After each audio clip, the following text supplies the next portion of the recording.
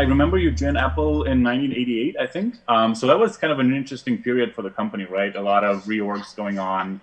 I'm just curious, comparing perhaps not Apple because you haven't been to Apple till today, but if you look at all the companies you've been through over the years, I'm just curious, like, what's the common denominator between high performing teams, and how do you see this trend or the indicators for high performance shift over the years? I know you've been involved with a lot of great companies, so I know there's a lot of insight in there.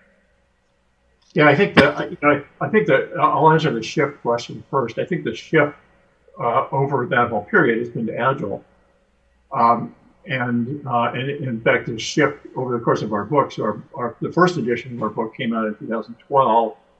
The second edition, after it went through 4 printings and got translated into 3 other languages, Addison Wesley brought out the second edition over the new year, and in the interim, and so we actually added a chapter that while we had dealt with Agile and waterfall and spiral approaches to software development all through the book, the question that we found managers asking was, well, now that my team's gone Agile, what's my job?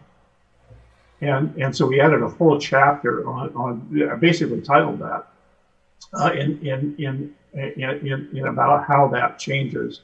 Now, to go back to your question around high performance teams, I think so. I talked to actually a lot of developers and a lot of tech leads and a lot of managers, and I asked them, think back on your career, think back on all of the teams you've ever been on. Think about teams you've been on before you were a programmer, whether it was at church or school or something.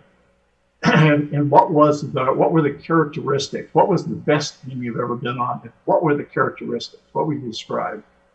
And people always come up with words like respect and trust, and my teammates have my back, and they'll I think you could summarize a whole bunch of that with the two words that came out of a study Google did about its highest performance teams a few years ago. Psychological safety were the 2 words that came out. They didn't invent those 2 words, but they have come into our lexicon in programming as a result, I think, of that study that Google did, the Aristotle study. Mm-hmm.